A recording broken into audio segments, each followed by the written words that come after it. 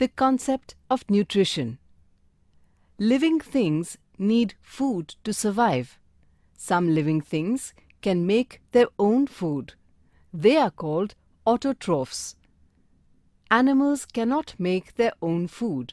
They have to depend on other living things, that is plants or animals, for food.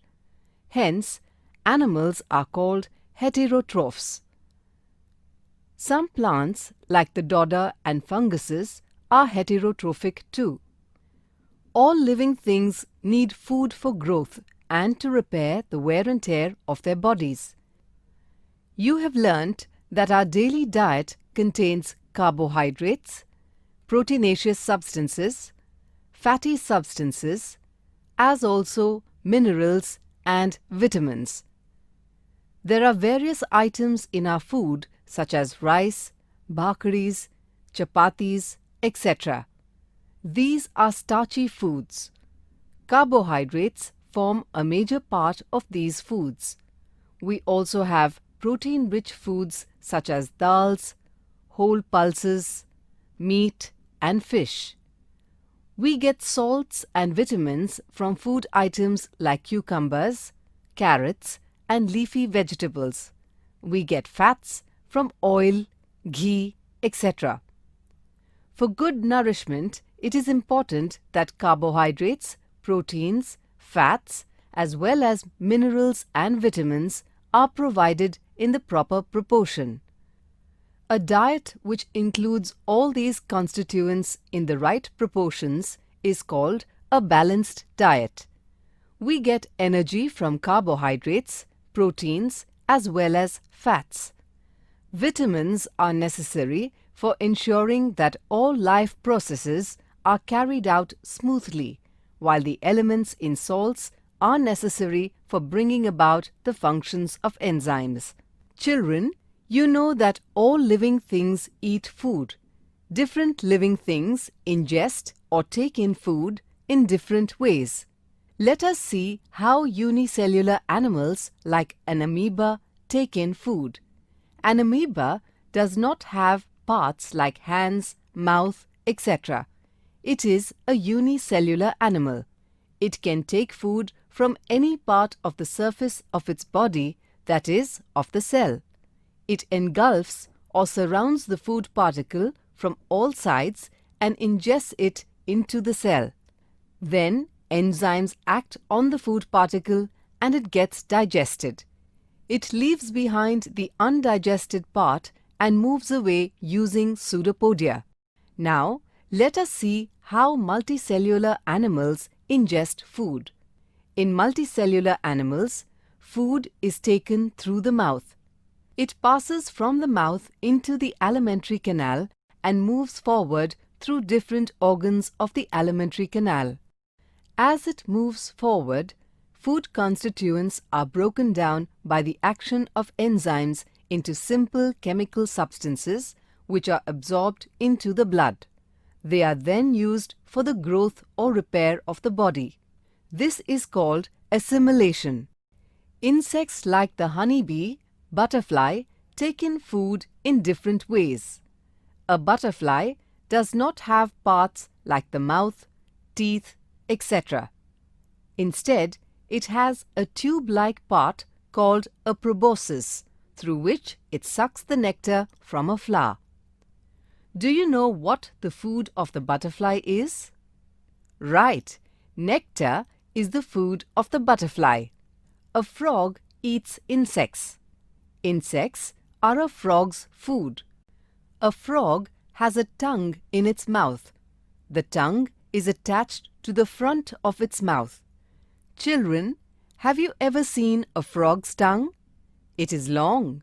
When the frog sees an insect, it opens its mouth and throws out its tongue towards the insect and pulls the insect into its mouth. The insect is then carried through the esophagus into the stomach where it is digested and then assimilated. You have studied the human digestive system. It consists of parts like the mouth, esophagus, and stomach, intestines, that is, small intestine and large intestine, and anus. There are also various glands in the digestive system. When a morsel, a small quantity of food, is put in the mouth, it is chewed fine by the teeth. The saliva secreted by the salivary glands is mixed with the food in the mouth. The bolus, a soft mass of food, is pushed forward from the mouth and passes through the esophagus into the stomach. There it is acted upon by the digestive juices. The relation between the glands connected to the alimentary canal and the juices secreted by them is shown in the following table. The table shows the further stages of the process of digestion of food by organs of alimentary canal. The undigested food is expelled from the body through the anus in the form of feces. Let us now study about the food of plants. Plants need food for their growth. Plants are autotrophic in nature, means they themselves prepare the food they need. In order to do this, plants absorb the required salts and water from the soil. Besides water, what else do plants need to prepare food? Green plants need light, chlorophyll, carbon dioxide, and water to prepare food. The process of preparation of food in plants can be shown thus. Plants, using water and carbon dioxide in the presence of light and chlorophyll, prepare food, that is, carbohydrate, and release oxygen and water. In this process, plants convert light energy into chemical energy and store it in the form of food. This process of transformation is aided by chlorophyll. This process of transformation of energy is called photosynthesis. We learnt that green plants need carbon dioxide to produce food. You can do the following experiment to verify this. Place a potted plant which has long leaves in complete darkness for 2 days. Take a jar with a large mouth and place some potassium hydroxide pellets in it. Now slit the stopper of this jar in half. Placing one long leaf between the two parts of the stopper, fit it on the mouth of the jar so that half the leaf is inside the jar and half outside. Place the pot in sunlight for the day. Then pluck the leaf off the plant at its stalk. Take some ethyl alcohol in a beaker and place the leaf in it. Place the beaker in boiling water and heat it. The chlorophyll dissolves in the alcohol and the leaf becomes colorless. Take some water in a shallow dish and wash the colorless leaf in it. Change the water in the dish and add a few drops of iodine solution to it. What do you see? The part of the leaf that was inside the jar does not become blue. However, the part that was outside the jar turns blue. It means that starch was formed in this part. The part inside the jar received water and sunlight, but the potassium hydroxide in the jar absorbs all the carbon dioxide from the air in the jar. Hence, photosynthesis could not take place in that part of the leaf. Therefore, starch, that is food, could not be made.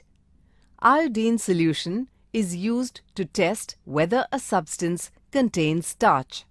Children, let us study what is meant by osmosis. Let us take some water in a flat dish. Place 2 or 3 black raisins in the water.